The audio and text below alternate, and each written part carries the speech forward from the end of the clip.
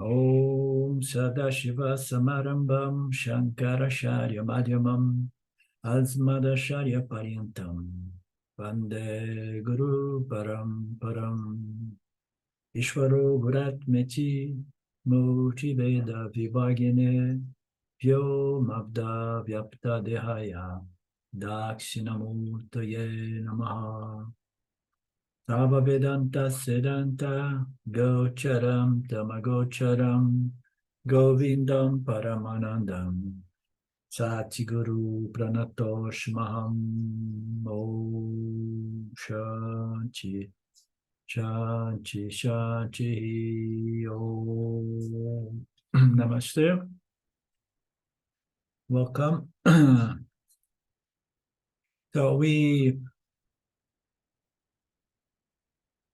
saw recently now in the past Karikas a nice analysis of the features of the waker, the dreamer, and the sleeper. Gaudapada made a nice analogy presenting what they have in common with one another and what they do not have in common. So we have seen that the best of the three is the Prajña, because Prajña experience only ignorance, but does not experience projection, So we have understood better the proverb which says that ignorance is bliss and peace and satisfaction. But since we cannot sleep all the time, so we want to search for knowledge, because full knowledge gives satisfaction. Full ignorance gives satisfaction as well. The problem is to remain awake, having a certain amount of ignorance, operating, and then I experience, dissatisfaction because I don't have enough knowledge. Ignorance is there mixed up with knowledge, and it's even when we become spiritual seekers. Let me put this one on the airplane. Even when we become spiritual seekers, we find a lot of people in this situation. They have a certain understanding of one's nature, but they have a lot of erroneous concepts clouding. So it's that thing about some knowledge mixed up with wrong notions and concepts of what it means to be consciousness, And then one does not really enjoy the fruits of self-knowledge, because there is enough ignorance in the blend, preventing the full enjoyment of one's recognition of one's nature. So we need to become spiritual seekers and come all the way to Vedanta to begin search for total knowledge. But total knowledge doesn't mean knowledge of the creation, scientific knowledge or otherwise, because only Isvara has that kind of knowledge. So when we say total knowledge, is total knowledge in regards to one's real nature, one's real identity. So once that's clear, and then we have the potential, the possibility of living as a waker, in spite of quite some rajas and tamas, creating some degree of ignorance there. But since we have had a moment of clarity and we got the knowledge, and then the knowledge is always there, even if there is some rajas and tamas, clouding our self-knowledge, because the knowledge that which is always good, you understand? We need to clear some of this ignorance so that we can understand this revealed knowledge. And then once it is fully understood and properly gained and retained, and then the mind can accumulate some bits and pieces of ignorance here and there, but the knowledge is always there available to neutralize potential suffering, you know. You understand, Lynn?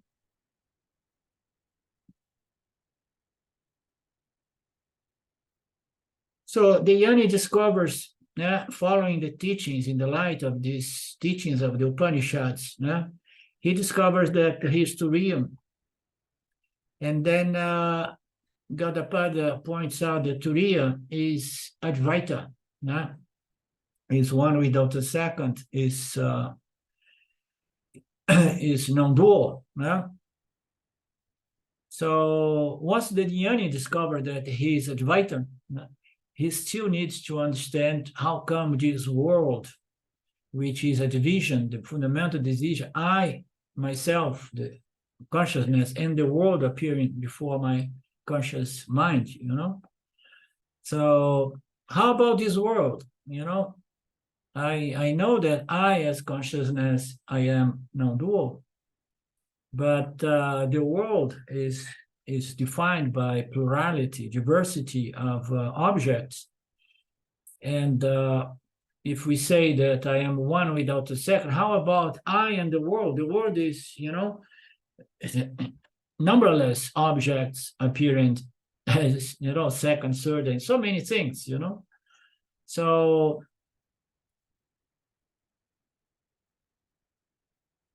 it says that once you understand your true nature as Advaita, that he calls in the wake of self-knowledge, you understand that there is no duality because there is no world. And that is the good news. You know, although this apparent world remains, but remains as meteor world, you know. So since there is no real world, and then there is no Dvaita, there is no two, there is only I, consciousness, and this world is just a projection, a mirage. So I should understand that everything resolves in me, the only reality. Everything is consciousness. Everything is one single non-dual existence, therefore limitless.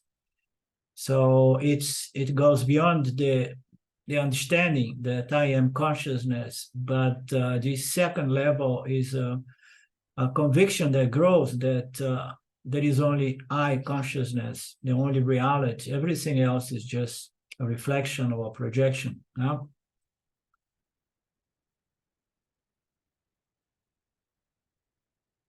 Because it's counterintuitive, it seems to be hard to digest that, you know.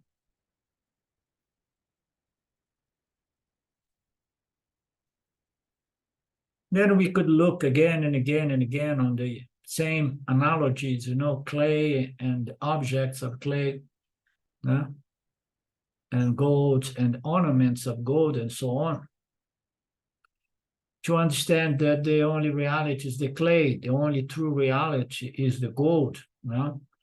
One thing is the essence of the world. The other are the namarupas, such as ornaments or objects made out of clay, which does not have an existence, independent existence on their own, because the only existence that there is the gold or the clay, as we know. So Brahman consciousness is the clay, is the gold. It's like the clay, like the gold, you know. So therefore, there are no real, there is no reality in those ornaments of gold, in the same way that there is no reality in the all name, colors, and forms of this world, designed by the supreme intelligence, you know, although it does not exist really, is still something to appreciate, because it's so amazingly the trick, you know. Maya, the greatest trickist, is so intelligently produced by Maya Shwara, and it seems to be a field of duality in which we can grow in wisdom and understand that this is just like a dream, as many of our analogies has been proving to us, you know. So therefore, I am this Brahman, I am this Turiya. And that doesn't make the world disappear, but it makes it Mithya world.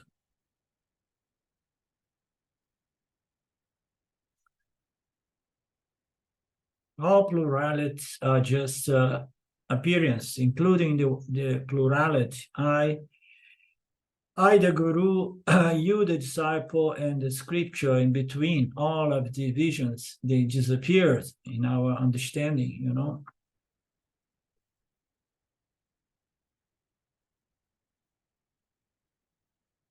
But if we insist to believe that there is a teacher, a disciple, and the scripture, and that is due to ignorance, you know, partial ignorance. So what does that make of the teacher and the scripture? Say, oh, okay, there is no teacher, there is no scripture, you know, what we are doing here, you know? So we have to understand that in Mithya, we need to live, take in account the laws and principles of Mithya. And one of the principles is that in Mithya, everybody is deceived by Maya. And then you need to have a Mithya guru and Mithya scripture so that you neutralize the power of Maya to deceive you, you know? So when you have that power, that misconception, misunderstanding in regards to the true nature of reality removed, and then you can enjoy just like you enjoy. I mean, not really just like you enjoy in the deep sleep. In this sleep, you experience peace, which is the highest value in terms of ananta, is the sense of peace. But you enjoy a certain peace because your mind is such as sleeping while awake. So this concept of sleeping while awake is very beautiful because when we awake to the world and we are under the spell of ignorance, so the world is going to produce ragas and dveshas all the time in our mind, you know, desires and fears. You know?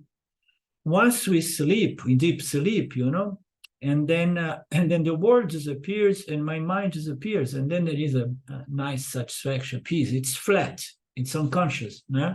But when you are conscious, in your conscious mind, connect to your physical body, is the real deal. You know, you want to neutralize the world, not by canceling it, because only Ishvara can cancel it from time to time. But you cancel the belief that this world is real and the objects no longer have the power to disturb my mind, producing attractions and repulsions. Oh, Sylvia's here, we said. Hi, Sylvia.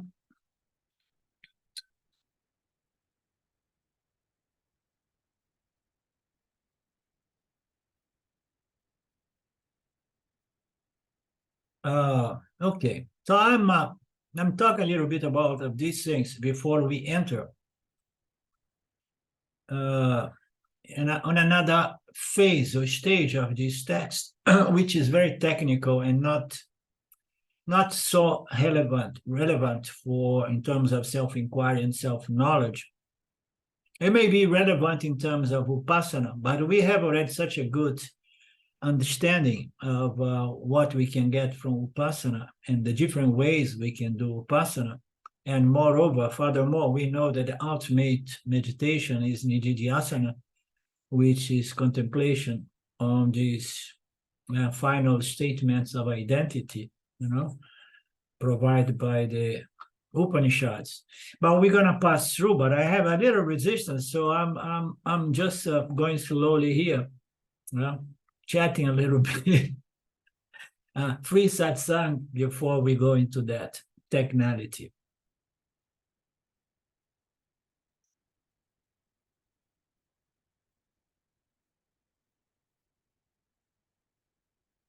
Okay, Gaudapada hints at a technical but profound point in the first part of the second line of the Karika 18.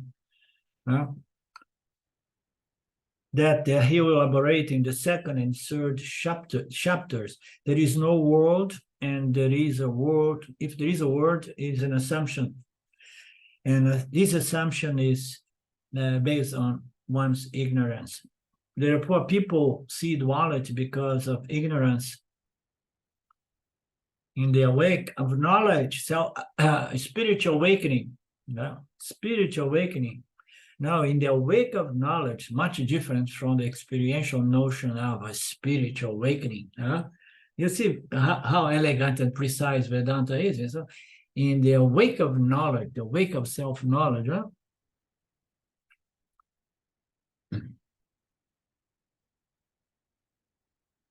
So we go on here discussing about how come I experience this apparent duality. So the word apparent is there to resolve the problem. All rituals and sadhanas involve duality until we come to nididhyasana, and then we are just remembering and contemplating those final teachings, which is going to prove to us that all there is consciousness and I am that.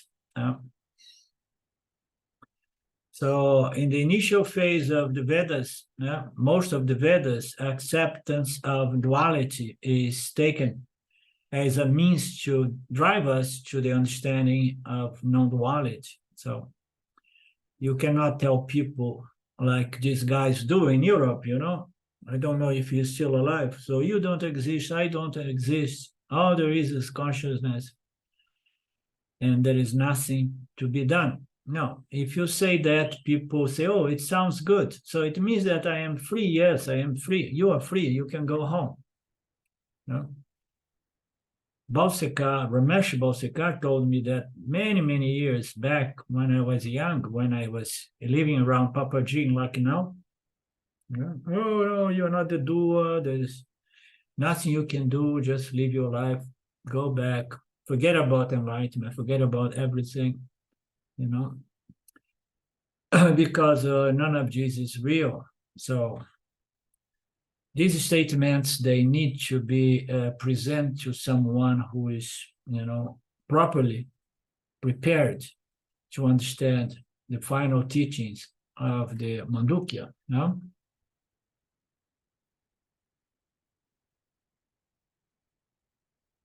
Bhagwan, Isvara, and the Veda temporarily accept duality in the action section, the Karma Kanda, dos Vedas, because you need duality to prep the mind for non-duality. And what is the duality to us? So in the beginning, it's I, myself, and the world sounds good, but it looks scary as well, but looks attractive. It's sweet and sour, and pleasures and pain. So the duality is beginning is I, myself, and the world. And then the Veda comes and say you need to transfer this duality, you and the world, to you and Isvara, So you start understanding that the world is a manifestation of Isvara, and it is said to be Virat once it is physically manifest, and you, the Vishwa, is experiencing the Lord.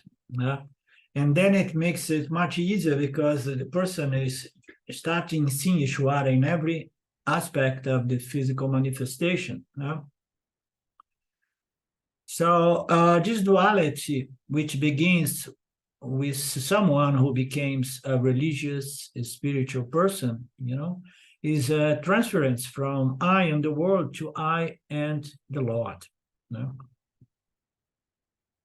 This is going to prepare the mind, purify the mind, refine the mind. As we know, we go through karma yoga, dharma yoga, upasana, or whatever, and then we go to shravana, manana, and then in the process, which is all duality, I'm going to have a mind prepared for non-duality, for understanding. Those are stepping stones to prepare the mind.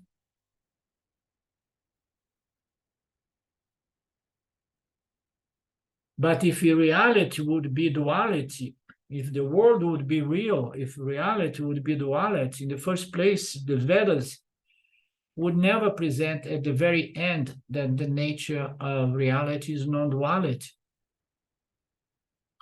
So in the end, the Veda negates duality, saying that the true nature of reality is non-duality. There is only Brahman, only consciousness.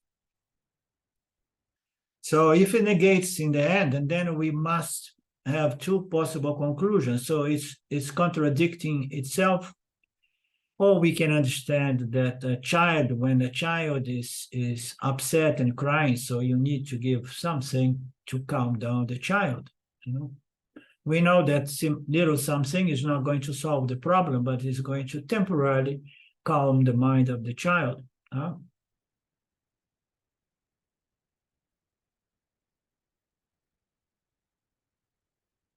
So with this, the 18th Karika, which was the last commentary on the 7th mantra, is over. With this, the Atma Vichara, the investigation of the nature of the self as Turiya, is over. Now we're going to go back to the mantras. So we go to the 8, 9, 10, 11, and 12 mantras.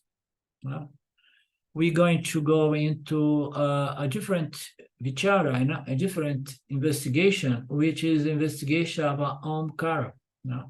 So now we're going to look into the meaning of Om, Aum, like Mark likes to write always when he writes to me, instead of O-M, O-M, R-U-M, Aum, 3 letters. So maybe, Mark, you enjoyed this meditation. Maybe you're already doing that.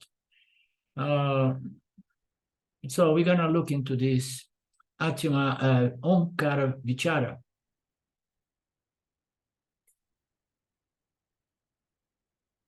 Mantra 8. The same Atma is Omkara. From the standpoint of the total syllable. From the standpoint of the individual letters, the quarters are the letters, and the letters are the quarters. The letters are A, U, and M. So we have these 3 letters. And where is the last quarter? The last quarter is the silence that comes after M. We know that when we say M, the mouth shuts itself. Aum. So, and then after the M, it comes silence. So the 4th quarter is the silence, and the silence is pervading the 3 letters. It's a nice analysis, but it's very technical. From the standpoint of the individual letters, the quarters are the letters. And Omkara, Om goes to Om, and Kara goes to the letter. Atma consists of Vishwa, Tejasa, Prajña, and Turiya, and which was analyzed in the previous 5 mantras. They can be condensed or equated, to the sacred Vedic mantra of Om. In its totality is the total syllable. So total Atma is equal to total Omkara. So it has 4 components: Vishwa, Tejasa, Prajña, and Turiya. But Turiya is there, pervading the Vishwa, Tejasa, Prajña. Turiya is the self, and here it's isolated as non-associated with the 3 entities, but Turiya is always there. It permeates and pervades everything, So just for the sake of methodology or didactics, now we separate Turiya. I will say one Turiya is not associated, but when Turiya is not associated, so during Pralaya, but even during Pralaya, Turiya is there, and the macrocosm Maya is there as well. So Turiya, there is nothing escapes Turiya, So therefore, everything is dependable on Turiya. So these four components are akara, ukara, and mkara. They are letters. Yeah? For the sake of pronunciation, kara is added after each letter. No? A letter A, letter U, letter U is equivalent of using invert commas or, kara, commas, U commas. Sometimes I heard them say it's equivalent to say letter A, letter U, and here it presents like quote unquote, quote unquote A, quote unquote U, and so on. Or commas. According to Sanskrit grammar rules, APU equals Om. So, and then we have now the grammar rules that we say Om because there is AU. E plus U in Sanskrit makes O. The last letter is M, so A plus U plus M, is Om. It's to be noted that spelling of Omkara is not Aum, but Om. After the utterance of Omkara, it's followed by silence. The silence also precedes the utterance of the next Omkara. So if you like this mantra Om, you will note that you repeat it, very presently focused, and connected to the meaning of this sound, the primordial sound of the cosmos, So if you do that, you're gonna see that silence is there between one Om and another Om, and here Gaudapata is breaking every Om in 3 letters, and then one could observe the silence between the letters as well. So the Upanishad calls the silence anatra. Thus, both Omkara and Atma have 4 components. The Upanishad says that each component of Atma can be equated to each component of Omkara. So the Atma has the components of the 3 entities and the Turiya, and the Om has the component of 3 letters representing each one of those 3 entities, and Turiya pervading and symbolizes the silence after the AUM. Thus, Vishwa is equal to A, Taijasa is equal to U, Prajña is equal to M. Turiya is equal to silence. Turiya can be talked about. Turiya cannot be talked about. So we talk. We love to talk about Turiya, but we cannot talk about Turiya as this and that. So, but it's there to say like silence, because there is no letter that can symbolize Turiya. So the A symbolizes the Vishwa, U symbolize the dreamer, and then M, the sleeper, and their respective universe. That is the purpose of this meditation. So practicing this meditation will get one read for identity with Turiya. The mantras are equal to quarters and vice versa. The Upasana is this one, and it's going to be gradually introduced. So the mantra 9, Vasvanara, let's forget about this Virat, okay? Let's keep it Virat. In the beginning, we remember Virat or Vasvanara. Vasvanara is a longer, more difficult word. So Virat, whose field is the awake state, is the first letter, A. Due to the similarity of all pervasiveness and primacy, one who meditates thus attains all desires and becomes the foremost Brahma. So now this mantra presents the awaker and its universe.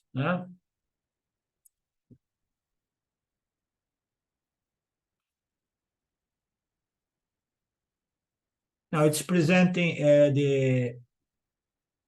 the universe, the Virat, and the state. Yeah, it's not bringing in the agent yet. So one meditates on this. The meditator is the one who is there. He's going to meditate on what? In the awakened state and the universe, physical material. Yeah. So the three equations are the subject matter for this kind of Vipassana. The first meditation is meditating on Akara. The letter A of Ankara is equated to Virat, the physical material universe. This physical material universe is the first third or the first quarter, the first aspect of this Mandukya analysis, So Virat, the physical, and is represented by the letter A, which is experienced in the awakened state. So it means to say that every time we remember the three letters, we have the option to meditate or contemplate on the first letter A, represent the first quarter or the first third, however we want to pick it. So two explanations for this equation are given. Equating two things is normally based on some common features. So why it's equating letter A with Virat, the physical material universe? Now, two explanations are there to justify this equation. Now, equating two things is normally based on some common features. Between the letter A and Virat, so we have the letter which represents Virat. So between them, there are two common features. And one is all pervasiveness, and the other is primacy. So it says that the letter A is the primary letter. And it says that the physical material universe is the primary as well principle, okay, which is very interesting analysis and statement here. We're gonna get to the bottom of this. This is based on the phonetic principle. According to the Sanskrit grammar, the first original natural alphabet letter is A. So in our alphabet as well is A. Yeah. When you open your mouth, when we open the mouth, and even if we don't want, we say ah. Now primacy is there, is the beginning of sound, the beginning of the vocals. Now the letter A is the cause of all other letters. A alone becomes, all other letters. A alone becomes all the other entire alphabetic of letters. Cause must pervade all the effects. So A is pervading everything. The question now is why he puts Virat, which is the physical material universe, as the cause of the other three states, or two states plus Turiya. Now we're gonna look into this. The letter A pervades Virat or Visvarupa. Visvarupa is another technical name that was given to the double, Virat and Vishwa. The letter A pervades all letters. Virat or Visvarupa also pervades everything. All pervasiveness is the common letter feature of the letter A and Virat. Thus, A becomes the symbol of the entire awakening state universe, okay, the physical material universe. So it says that A is represent that because it is the cause, because it's the primary letter, and it's because it pervades, it causes and pervades the other letters. So primacy and pervasiveness. The second common feature is that both of them are the first one in the list, in the alphabet list of the Indian language. The sound ah, ha, is the first symbolized with the letter A. Because of the two common features, pervasion and primacy, we have to meditate on A as Virat. What happens when you do that meditation? Okay, we're still here. So I want to look into this mantra 9 to get, because now it came about in my mind in regards to why they take Virat as the primary, as the primacy, primacy, the same way that we take the letter A as the primacy.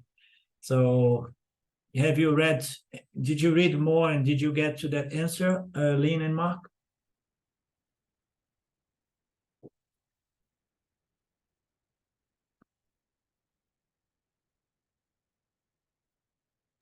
We can't hear you, Mark.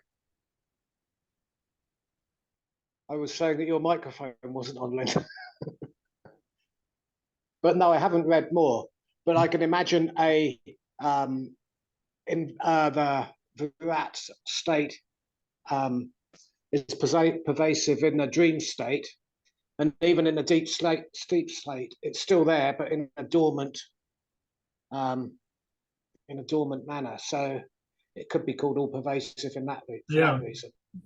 Yeah, because the whole manifestation is cyclical. So we could say that everything becomes with Prajña or everything becomes with Vishwa, because Vishwa is the one interacting with the world that's going to produce Taijasa and Prajña, So I'm not really sure. I'm looking forward to see if Swamiji makes any remarks about that. When you were reading about the all-pervasive, I was thinking about Swami P talking about the circle and how within the circle it contains all the possible forms.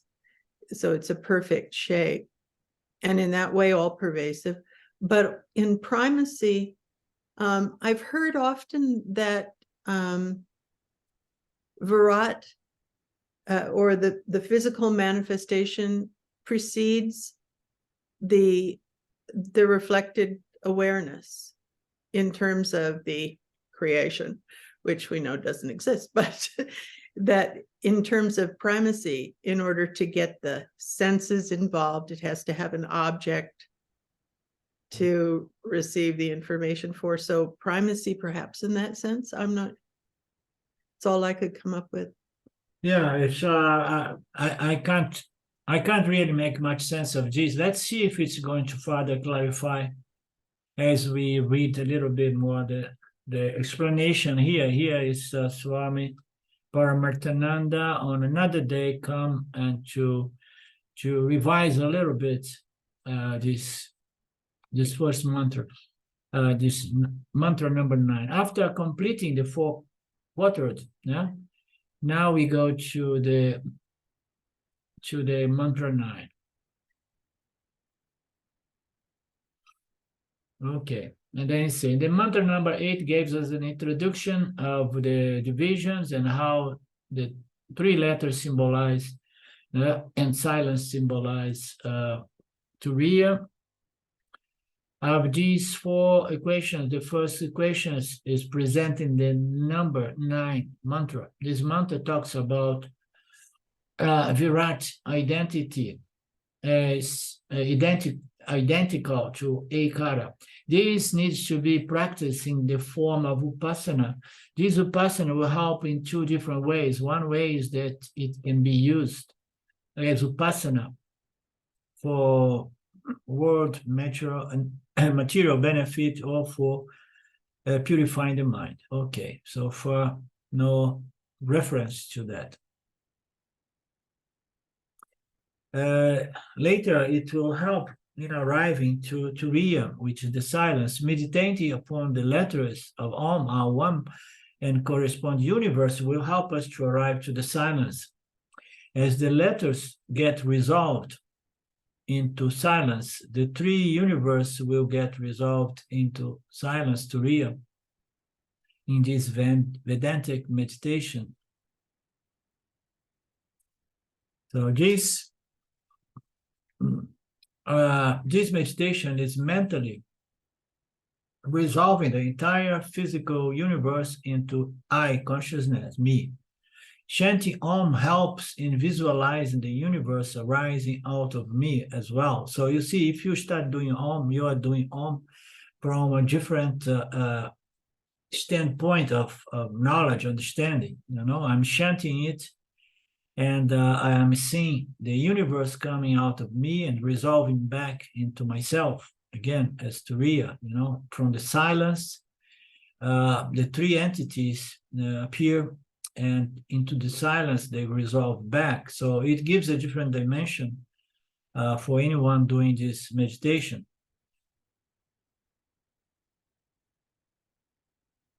Om Shanti is creation, its duration, its sustenance, and it follows this dissolution as the silence comes. No?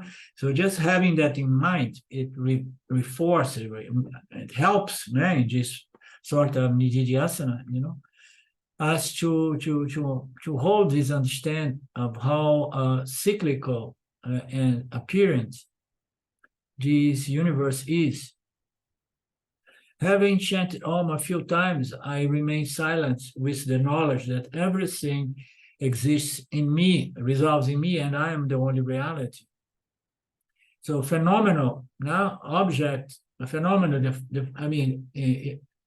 different scriptures or in the Bible, the first modification, you know, in Turiya is the word, you know, it's a thought.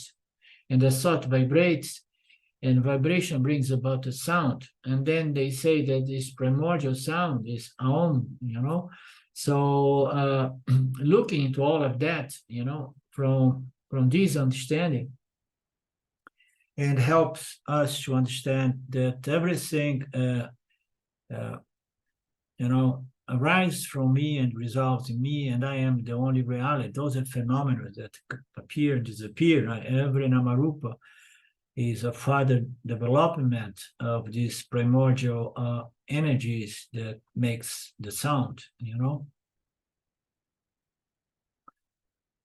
Pravilapana meditation is the meditation on the substratum of everything. The cause is one, substantial, permanent, and real. Effects are many, non-substantial, temporary, and mithya.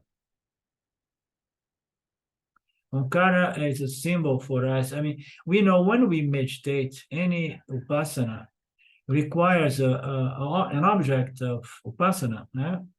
So we need to have an object of meditation. And the object of meditation can be as once we become a Vedantine, a spiritual religious person, our object of meditation needs to be a symbol of Isvara 2 or Isvara 1, symbol of God.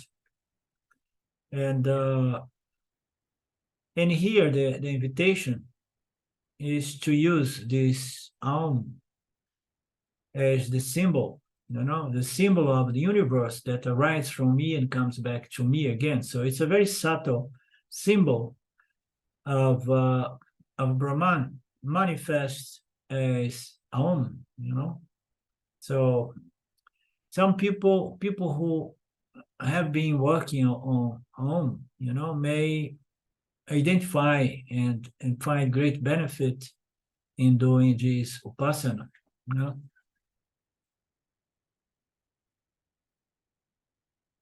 Now, the Akara meditation involving equating the Virat is described in Mantra 9 as a rehearsal, upasana. Akara is the first letter of the alphabet and contains all the other letters. Virat is the first quarter of Atma. Upasana benefit is talked about in the second line of the mantra. It serves to expand and refine the mind. And it says that the benefit is the fulfillment of all desires. And becoming foremost in life. So, and this needs to be understood as well. We have many desires until we become obsessed with one simple desire. We want that by which all other desires, are fulfilled.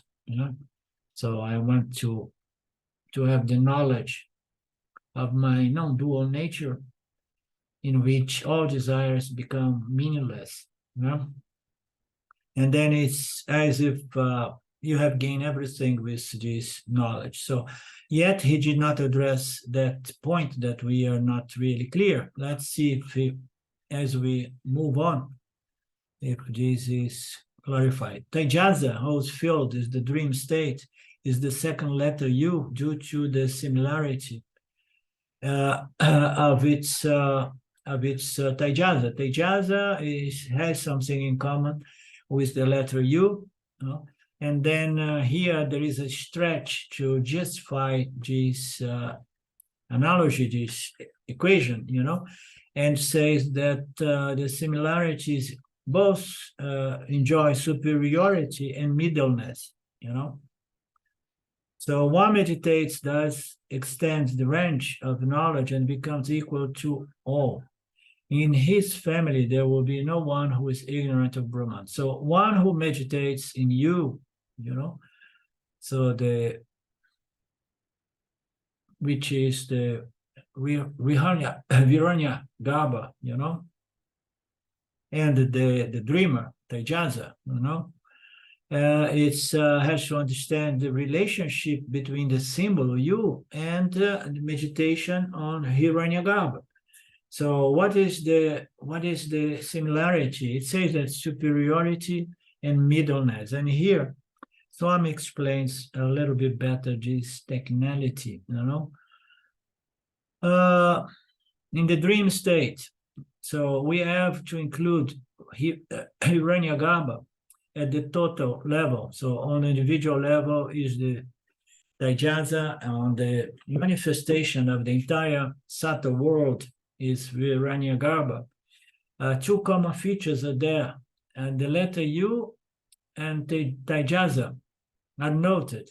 The first is that both are superior to the previous pairs. So U is superior than A. A has enjoyed the primacy, and pervasiveness. But now U was manifest, and it said that U is superior. I forgot why they came to this logic, but we're going to get to that. Superiority. And the other thing is middleness. Okay, so meaning to say the letter U is in the middle, and the dreamer and Hiranyagarbha is in between. It's between the awaker and the deep sleeper. Okay. And then it says Hiranyagarbha is the cause for Virat, and so it's superior. So that's the confusing thing. Here he puts things in the proper order. It says that the cause produce the sattva, and the sattva produce the physical. Okay, so Isvara produce Hiranyagarbha, and Hiranyagarbha produce Virat. So the Prajña, produce Taijasa, and is the cause of Taijasa. That's all Taijasa calls Vishwa.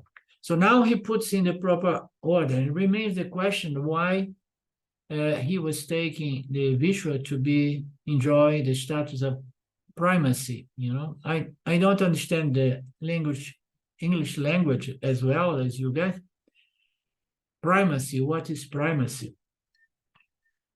But anyhow.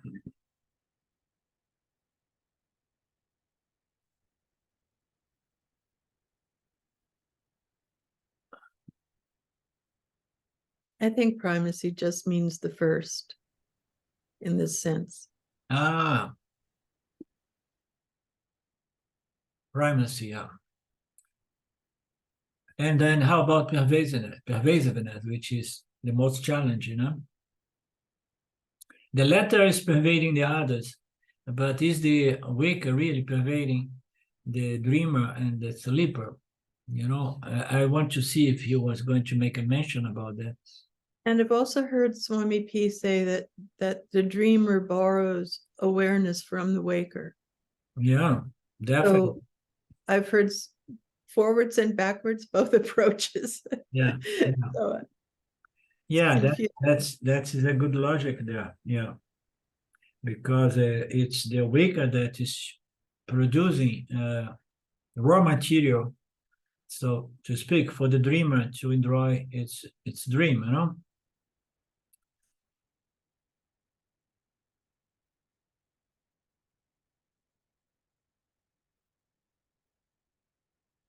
Okay, and then it says that it's superior. It says enjoys middleness. And is superior because it's closer to the silence. Okay. Therefore, it's superior. And the other thing is that enjoy middleness. The second is that you, Kara, is the intermediary letter, and likewise, the dreamer is in between the waker and the sleeper. And Hiranyagarbha is intermediary between Virat and Isvara. A person has to practice this meditation. The benefit is expansion of mind. One who meditates on Yukara will have increased knowledge because Hiranyagarbha is the total mind, is the total knowledge, the total field of manifest knowledge, all thoughts. So it's the total human intellect is there in the subtle world. This meditator will get much of that knowledge, meditate on the Yukara. He will be chosen as the guru of his family and make everybody self-realized. That sounds good, huh? Get knowledge. So mantra 11, Prajña holds fields is the deep sleep, is the third letter, M. And there is a similarity that justifies this equation.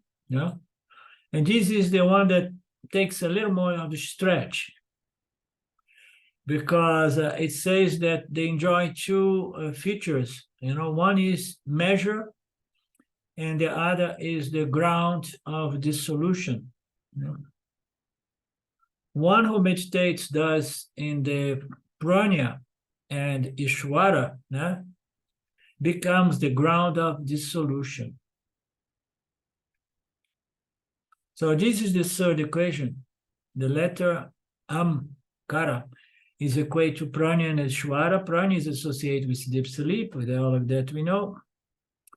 And we say that Isvara is kind of like a measuring vessel. Just as the measure holds the grain invisible and pours out the grain visible, Isvara holds the creation in the unmanifest form, and creation comes out of Isvara. So they have these vessels in India. I mean, there in Tiruvannamalai, I saw some of those, in which the grains are poured in these big things like that. It holds, the grain disappears inside of those vessels, but the vessel pours it out in those huge bags, and then they carry that. So just as this vessel holds the grains invisible and pours the grains to become visible, Isvara also holds the creation, and then it appears to manifest passing by the subtle universe. When the speaker closes his mouth after speaking many words, the sound is always Into all the words resolve. From all the words arise again. The second common feature is that both are the resolution ground, both are swallowers of everything. For Nikshama Upasana, for Upasana of this despair, which is Nikshama, I don't remember this word. The benefit is the purification of the mind. For Sakama Upasana, the benefit was increased capacity to discriminating. Yeah? Thus, meditator finally makes the assessment that this world is mithya because everything disappears. In Isvara, now is the third letter. This world is mithya. It's born out of me, and it resolves back into me. The only reality is Brahman.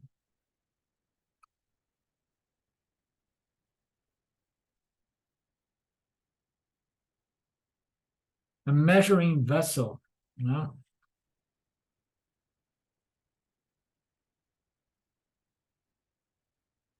So I'm not gonna really try to think much about this analogy of measuring vessel.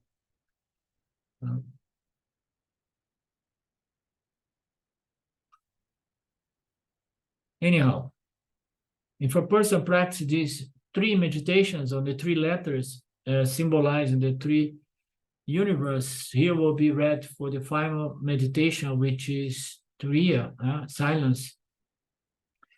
Omkara meditation should be practiced on Virat, Hiranyagarbha, and Isvara, and this would give mental refinement. The Upanishad gives the identity between Omkara in the mantra 12. Before that, Gaudapada comments on the three equations in several Karikas. So we're going to have to listen to Gaudapada bringing on these analogies, you know, these equations. Measuring vessel, I was wondering if that was because every time before you transition to dream or to waking, you come out of deep sleep. Yeah. So it's not that it's something that you fall into and then it's between every state. So in every case, it's pouring out another level of reality. Yeah. And in the macrocosm as well. So, you know, everything resolves back in pralaya in the macrocosmic Isvara. And then it's poured back. That is the vessel, you know, everything disappears, meaning to say it's invisible. And then it pours the universe with all jivas again and again in this cycle that we experienced as well, as the waker that disappears, as the dreamer, as the deep sleeper. No? That's a lovely metaphor, really. Yeah. Only for crazy people like us, huh?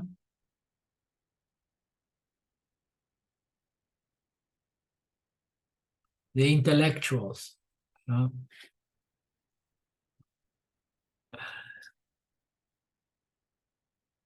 Karika 20, while relating, or 19, while relating to the letters when Vishwa is to be identified with A, the similarity of primacy as well as the similarity of all pervasiveness becomes evident. So he's reinforced his logic there. He's repeating himself. Karika 20, while relating to the letters, when Taijasa is to be identified with the letter U, their superiority is seen clearly. So also is the middleness. Yeah? So the middleness, it's okay, it's in the middle. But what is the big deal? I mean, there is nothing much into being the middle.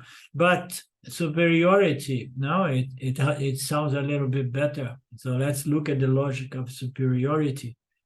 So it's superior because it is closer to the resolution, which is closer to silence, which is Turiya, which symbolizes Turiyas. Huh? So once we meditate on the Taijasa using the letter U, we understand clearly its superiority and the fact that it is in between. This Karika is paraphrasing mantra 10 while equating letters and quarters in general. When Ukara is equated to Taijasa and Hiranyagarbha, the two common features is superiority and the middleness should be kept in mind. So you can keep, I mean, these things, they produce impressions in the human mind, and then when we do this meditation, so it's very colorful. You start seeing new nuance of the letter of the mantra Aum,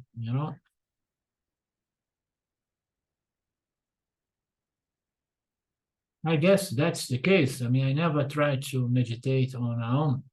As you guys know, I'm a little bit allergic to meditation.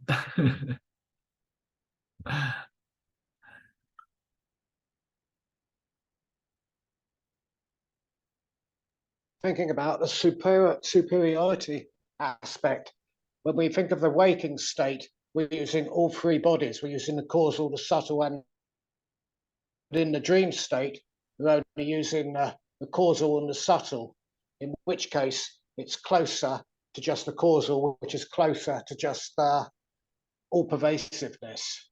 So I guess that's where the superiority comes from. Yeah, very nicely as well put. It's not superior because it's closer to silence, but it's closer. It's superior because it pervades the physical. Very nice. It's not present this logic here, huh? But it has also a higher pervasiveness. Because as we know, it's the subtle body that pervades the physical, vivifying the physical body, Very nice.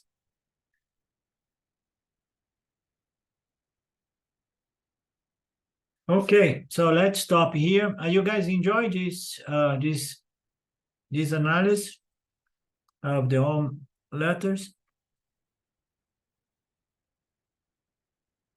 It's a little bit challenging, but yes. Yeah, it's more technical. It's less juicy, and there is a lot of good stuff coming once we pass over this part. But let's respect the Karikas, because the Karikas and the Upanishad, if they present all of this, so there must be some benefit in all of this, some value. Okie dokie.